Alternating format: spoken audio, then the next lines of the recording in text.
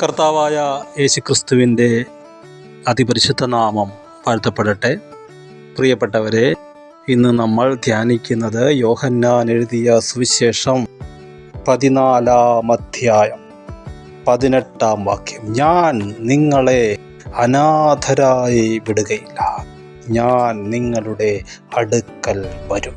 കൊച്ചുകുട്ടികൾ മുതൽ വൃദ്ധന്മാർ വരെ അനുഭവിക്കുന്ന വലിയൊരു പ്രശ്നമാണ് അനാഥത്വം.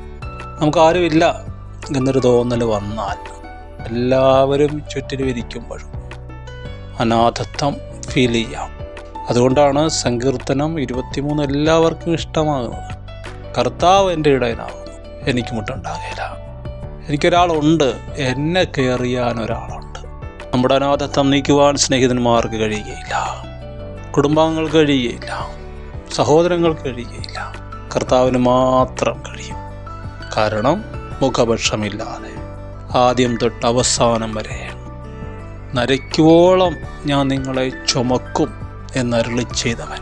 നമ്മളെ ചുമന്നാലേ, നമ്മളെ വഹിച്ചാലേ നമ്മുടെ പ്രാണന് സമാധാനം കിട്ടുകയുള്ളൂ, തണുപ്പ് കിട്ടുകയുള്ളൂ.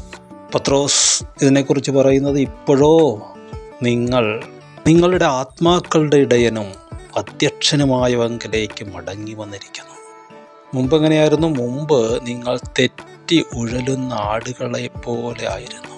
തെറ്റി ഉഴലുന്ന ആടുകൾ, സമാധാനമില്ലാതെ ഭക്ഷണം എന്ത് കഴിക്കുമെന്നോർത്ത്, എന്ത് കുടിക്കുമെന്നോർത്ത്, ശത്രുക്കളിൽ നിന്ന് ആര് രക്ഷിക്കുമെന്നോർത്ത് അരക്ഷിതാവസ്ഥയിൽ കഴിഞ്ഞിരുന്ന, നാളെയെക്കുറിച്ച് ഉത്കണ്ഠപ്പെട്ടിരുന്ന നിങ്ങളെ ഇടയൻ ചേർത്തു.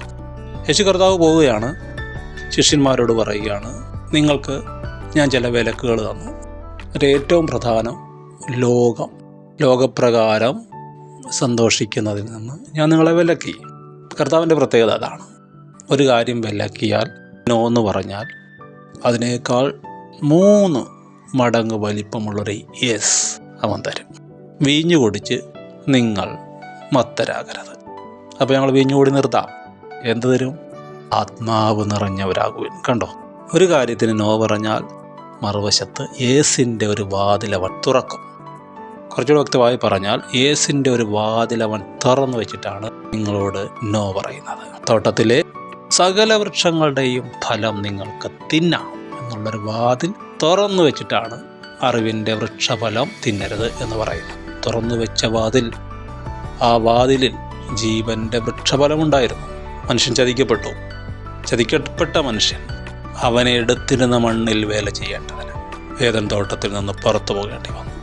ഇപ്പോഴിതാ ഒരു പുതിയ തോട്ടം, എൻ്റെ പ്രിയ, എൻ്റെ കാന്ത, അവൾ കെട്ടിയടച്ചൊരു തോട്ടം. അത് ദൈവസഭയാണ്. ഞാൻ നിങ്ങളെ അനാഥരായി വിടുകയില്ല, നിങ്ങളെ ഞാൻ തോട്ടത്തിലാക്കി വെച്ചിരിക്കുന്നു. ഹല്ലേലൂയ. നിങ്ങൾക്ക് വേണ്ടതെല്ലാം അവിടെയുണ്ട്. നിങ്ങൾ എന്ത് കഴിക്കും, എന്ത് കുടിക്കും, എന്ത് ഉടുക്കും എന്ന് വിചാരപ്പെടരുത്. പിന്നെ എങ്ങനെ ജീവിക്കും കർത്താവേ? യോഹന്നാൻ 14 ഏറ്റവും അത്ഭുതകരമായ സത്യം കിടക്കുന്നതാണ്. നിങ്ങളുടെ ഹൃദയം കലങ്ങിപ്പോകരുത്. ദൈവത്തിൽ വിശ്വസിപ്പീൻ, എന്നിലും വിശ്വസിപ്പീൻ.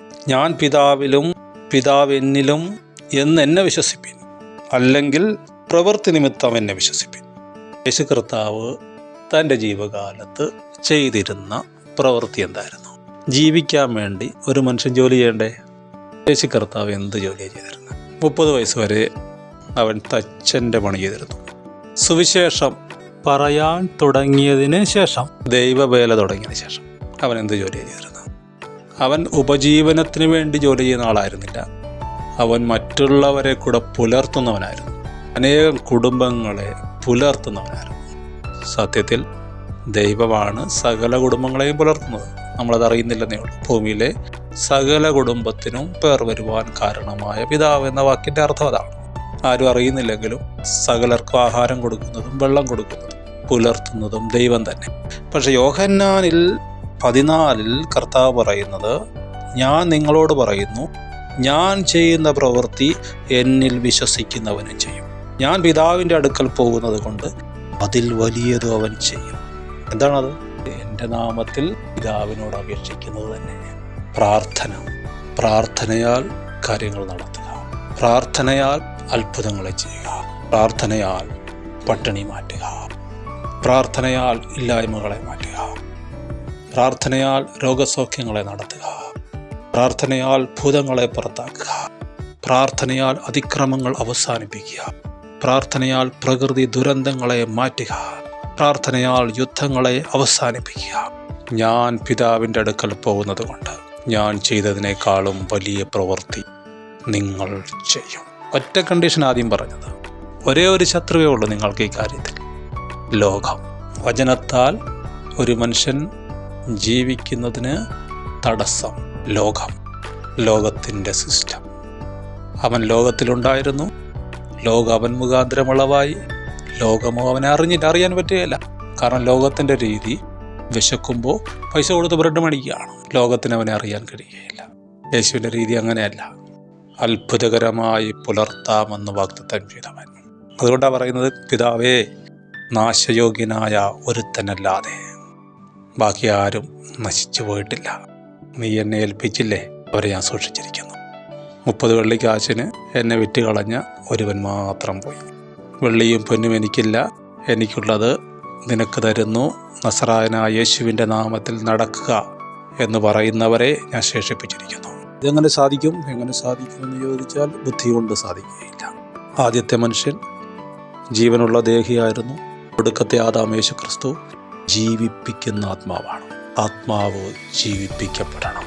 വചനത്താലും പരിശുദ്ധാത്മാവിനാലും. നിങ്ങളുടെ ആത്മാവ് ജീവിപ്പിക്കപ്പെടുമ്പോൾ ഇത് നടക്കും, ഇത് സംഭവിക്കും. ലോകമറിയും യേശുവിൻ്റെ ശിഷ്യൻ ആരാണ്. നെറ്റിയിൽ എഴുതി വയ്ക്കും ദൈവം, ഇവൻ എൻ്റെ ശിഷ്യൻ. രാജ്യങ്ങൾക്ക് കഴിയാത്തത്, സമ്പന്നർക്ക് കഴിയാത്തത്, ഭരണാധിപന്മാർക്ക് കഴിയാത്തത് യേശുവിൻ്റെ ശിഷ്യൻ ചെയ്യും. അപ്പോൾ നമ്മൾ വായിച്ച താക്കോൽ വാചകം, ഞാൻ നിങ്ങളെ അനാഥരായി വിടുകയില്ല. എന്തുകൊണ്ടാണ് അനാഥത്വം തോന്നുന്നത്? ഈ വിഷയത്തിൽ കൂടെ നിൽക്കാൻ ആരുമില്ല, എല്ലാവരും ഒറ്റപ്പെടുത്തും.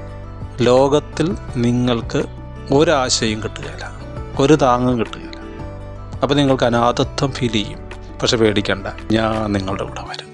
ഞാൻ നിങ്ങളുടെ അനാഥത്വം മാറ്റും. നിങ്ങൾക്ക് നാഥനുണ്ട്, നിങ്ങൾക്ക് കർത്താവുണ്ട്, നിങ്ങൾക്ക് ഇടയനുണ്ട്. യേശുവിൻ്റെ നാമത്തിൽ ഞാൻ നിങ്ങളെ അനുഗ്രഹിക്കുന്നു. സ്വർഗം നിങ്ങളെ സഹായിക്കട്ടെ. സകല പരാജയങ്ങളെയും മറക്കുവാൻ, വിജയത്തിൽ നിന്ന് വിജയത്തിലേക്ക് പോകാൻ സ്വർഗം നിങ്ങളെ അനുഗ്രഹിക്കട്ടെ. ആമേൻ.